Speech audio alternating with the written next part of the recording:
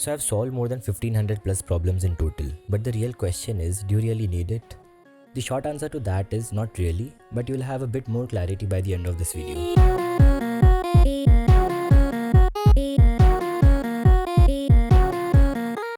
So let's clear one thing before actually starting the video, and that is quality is always over quantity. Now in problem solving, quantity is never actually a thing. I've actually seen people become candidate masters after solving 400 problems, and I've also seen people staying in that pupil range even after solving more than 2000 problems.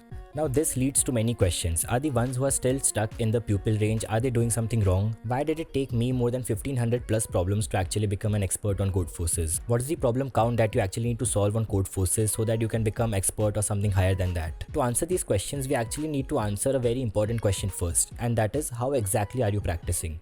And did I do something wrong that it took me more than 1500 plus problems to actually become an expert on codeforces? Now let me explain this to you in a very different way. Hey guys, if you've watched the video till here, make sure you like, subscribe and share it with your friends if you think this video helps them in any way. Also do let me know if you would like to see more such content or if you have any other topic you need me to make a video on. But yeah, for now let's get back to the video. So consider two people, Alice and Bob. They both are grinding hard, but they have very different practice styles. Let's say Alice and Bob, they both pick a very famous problem to solve. After spending almost 15 to 20 minutes into the problem, Bob gave up and looked at the complete editorial.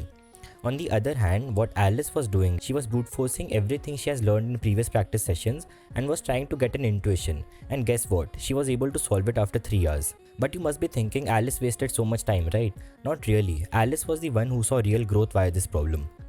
Now let's consider another case. There's a situation where Alice and Bob both are stuck in the problem for a long time and they decided to look at the editorial. Bob read the whole editorial and also looked at the editorial code and then came back and wrote a similar code.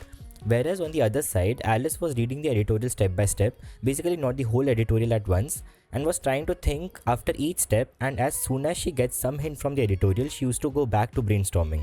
Let's consider one more case before we actually sum it up. Alice and Bob both took part in a contest. They both were able to solve 2 problems, but they weren't able to solve the third problem. Bob was happy with his performance and decided to get back to his training session. Alice was also happy but was curious to solve the third problem which she wasn't able to solve. She again applied the same logic and read the editorial step by step and eventually was able to solve the problem.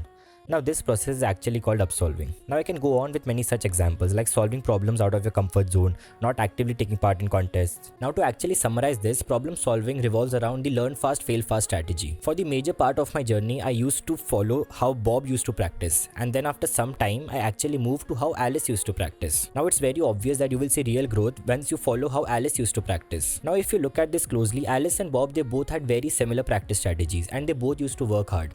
But Alice actually went till her limit. Even in the case when she actually looked at the editorial, she actually took her own sweet time. That is, she actually spent 2 to 3 hours in that problem, and then later on, when she realized that she couldn't solve that problem, then she looked at the editorial, and that also she looked at the editorial step by step. And while looking at the editorial, she still was trying to solve the problem on her own. Now if you read any article that has been written by a grandmaster where they actually suggest you how to practice, you will see that they actually tell you that please don't read editorials. If you're not able to solve a problem, don't even look at the editorial for 3 to 4 months. I don't suggest that because you're still a beginner and you need the help of editorials to actually learn something new, right? Now moving on, your goal should be to learn, not your complete your day's target. There have been days where I kept thinking about a problem and I solved it the next day. So it's fine to think about a single problem for 2 to 3 days if you think that this problem will actually teach you something and you really wish to solve that problem on your own. Now it's fine to look at the editorials, but the only thing I would say is don't give up too soon.